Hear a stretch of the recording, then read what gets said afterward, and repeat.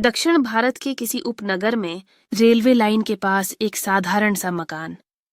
नीम की छांव में खड़ा यह घर बाहर से साधारण था, पर भीतर उम्मीदों और प्रार्थनाओं का मेला लगा रहता था। यही घर अरविंद और लक्ष्मी का था। शादी को 7 साल हो चुके थे। दोनों ने कितनी बार डॉक्टर बदले, कितने मंदिरों के चक्कर लगाए, कितने व्रत उपवास किए, मगर गोद सूनी ही रही।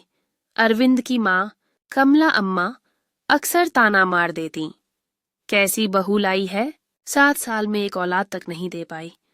पिता गोपाल अय्यर, जिनके भीतर बेटे से अदृश्य प्रतिस्पर्धा जलती रहती, कहते, अरविंद, आदमी अपनी विरासत आगे बढ़ाने के लिए शादी करता है, खाली जोड़ा किस काम का। अरविंद खामोश रहता, लक्ष्मी आंसुओं में डूब जाती। मगर 7वें साल होली के दिन भगवान ने उनकी झोली भर दी। एक सुंदर सा बेटा हुआ, गोरा रंग, बड़ी आंखें, चेहरे पर मासूमियत की रेखाएं। अरविंद की खुशी का ठिकाना न रहा। उसने लड़के का नाम रखा विवेक। लक्ष्मी ने बेटे को गोद में लिया और बोली, आज हमारी जिंदगी पूरी हो गई। गांव शहर से बधाई आने लगी, मिठाई बंटी, रिश्तेदारों ने ताने बंद कर दिए। समय पंख लगाकर उड़ गया। विवेक अब 1 साल का हो गया था। उसका चेहरा किसी गुड़िया सा था। मोहल्ले की औरतें देखतीं तो दांतों तले उंगली दबा लेतीं। अरे क्या राजकुमार है, बिल्कुल चित्र में बना हुआ। लेकिन धीरे धीरे लक्ष्मी के मन में चिंता की रेखाएं खींचने लगीं। रिश्तेदारों ने ताने बंद कर दिए। जब पड़ोस की मौसी का नाती मां बोलने लगा, विवेक अब भी खामोश था। जब बच्चे खिलौनों की ओर लपकते, विवेक दीवार के कोने में अपनी ही परछाई से खेलता। जब उसे पुकारा जाता, विवेक, विवेक, तो वह सुनता ही नहीं, मानो किसी और दुनिया में खोया हो। लक्ष्मी ने एक दिन हिम्मत कर अरविंद से कहा, सुनो, मुझे लगता है विवेक कुछ अलग है। अरविंद हंस पड़ा। अरे पगली, तू हमेशा बेकार की चिंता करती है। अभी छोटा है, धीरे धीरे सब सीख जाएगा। लेकिन लक्ष्मी का मन मानने को तैयार न था। माँ का दिल अक्सर वही देख लेता है जिसे दुनिया नहीं देख पाती। जब विवेक 2 साल का हुआ, तब ये सच किसी झंझावात की तरह आ गिरा।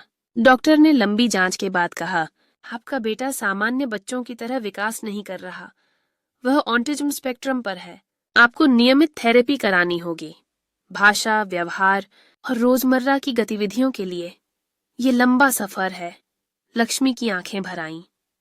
डॉक्टर साहब, क्या मेरा बेटा कभी बिल्कुल ठीक हो जाएगा? डॉक्टर ने गहरी सांस ली।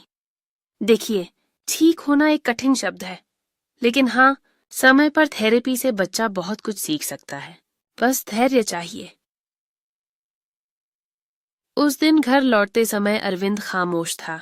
लक्ष्मी ने सोचा शायद वह टूट गया है, लेकिन अचानक अरविंद ने कहा, ये सब डॉक्टरों की बनाई हुई बातें हैं, मेरा बेटा बिल्कुल ठीक है, तू चिंता छोड़। लक्ष्मी ने देखा, अरविंद की आंखों में इनकार था।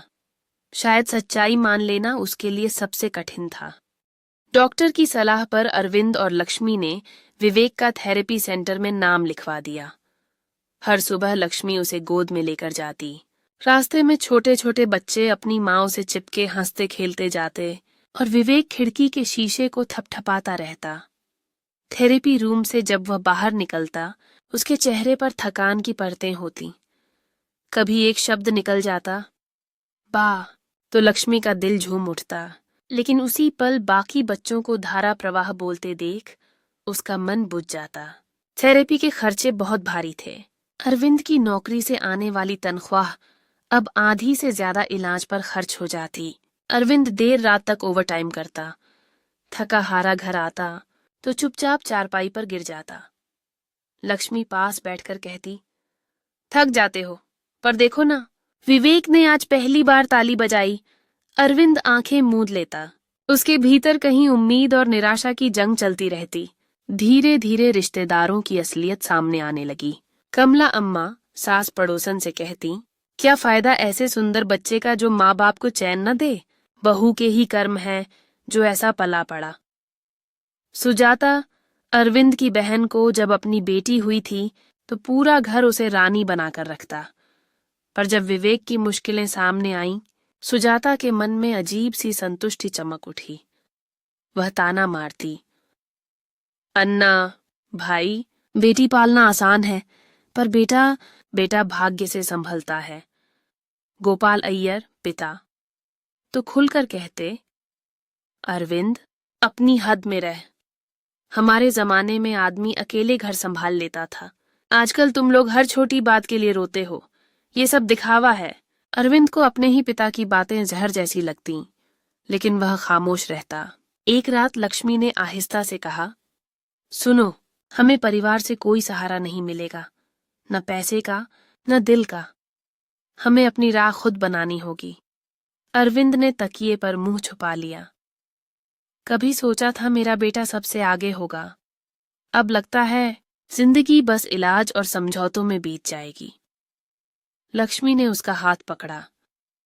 नहीं, विवेक हमारी जान है। अगर दुनिया साथ न दे तो भी हम दोनों मिलकर उसका भविष्य बनाएंगे। अरविंद चुप रहा, पर उस चुप्पी में पहली बार एक स्वीकारोक्ति थी। समय बीतता गया। विवेक धीरे धीरे छोटे सुधार दिखाने लगा। एक शब्द बोलना, कभी कभी अपनी मां की ओर देखना। लेकिन थेरेपी का खर्च और रोजमर्रा की जिम्मेदारियां अरविंद और लक्ष्मी को थका रही थीं। अरविंद के ऑफिस में नया प्रोजेक्ट आया, दुबई शिफ्टिंग। कंपनी वहां कर्मचारियों के बच्चों के लिए विशेष शिक्षा और सपोर्ट देती थी। अरविंद ने लक्ष्मी से कहा, अगर हमें विवेक का भविष्य बेहतर बनाना है तो हमें वहां जाना होगा। लक्ष्मी ने दृढ़ता से कहा, हमें जाना ही होगा, चाहे कितनी भी मुश्किल क्यों न हो। जैसे ही यह खबर पहुंची कमला, अम्मा, दुबई जाकर क्या कर लोगे? हमारे समय में लोग अपने बच्चों को यहां ही संभालते थे। सुजाता, भाई, तुम अपनी बीवी और बच्चे के चक्कर में सब कुछ बर्बाद कर लोगे। उसकी आंखों में हल्की सी संतुष्टि थी। गोपाल अय्यर, देखना, बाहर की दुनिया आसान नहीं। हमारी सलाह थी कि यहीं रहो। अरविंद पहली बार दृढ़ होकर बोला, अब हम अपने बेटे के लिए निर्णय लेंगे। यह हमारा परिवार है, बस हमारा। कुछ हफ्तों बाद अरविंद, लक्ष्मी और विवेक दुबई रवाना हो गए। एयरपोर्ट पर जब अरविंद ने विवेक को गोद में लिया तो उसने हल्की मुस्कान दी। लक्ष्मी ने कहा, देखो, बेटे की मुस्कान में ही हमारी दुनिया बसती है। दुबई में नया जीवन आसान नहीं था। ऊंची इमारतें, तेज रफ्तार और अजनबी लोग, सब अलग था। पर विवेक को एक ऐसी जगह मिल गई जहां उसे समझने वाले लोग थे। अरविंद और लक्ष्मी दोनों को लगता था जैसे जिंदगी अचानक किसी दूसरे मोड़ पर ले आई हो। पर उनके दिल में एक ही आशा थी, विवेक के लिए बेहतर माहौल मिलेगा। विवेक को विशेष विद्यालय में दाखिला मिला। शिक्षकों ने कहा, इस बच्चे में अच्छी क्षमता है, लेकिन इसे समय और धैर्य चाहिए। ये शब्द लक्ष्मी के लिए आशीर्वाद जैसे थे। ऑफिस में दबाव बहुत था, पर शाम को वह बेटे की थेरेपी में बैठता। कभी विवेक की छोटी ड्राइंग्स देखकर आंसू पोंछता। लक्ष्मी ने कहा, काश हमारे अपने लोग भी थोड़ा साथ देते।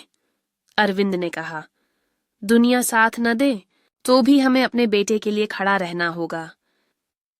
परिवार से जब भी बातचीत होती, वे केवल कटु शब्द ही बोलते। कमला अम्मा, लक्ष्मी, सब अकेले कर लोगी क्या? हमारे जमाने में बहुएं कैसे घर संभालती थीं? गोपाल अय्यर, अरविंद, इतना खर्चा करके क्या मिलेगा? लड़का जैसा है वैसा ही रहेगा। सुजाता, अच्छा हुआ कि मेरे घर में ऐसी मुसीबत नहीं है। यह सब सुनकर अरविंद और सुजाता तंग आ गए और उन्होंने निश्चय कर लिया कि अब अपने आत्मविश्वास से किसी को खिलवाड़ नहीं करने देंगे। अरविंद ने लक्ष्मी से कहा, अब हम सिर्फ अपने बेटे के लिए जिएंगे, यही हमारा परिवार है।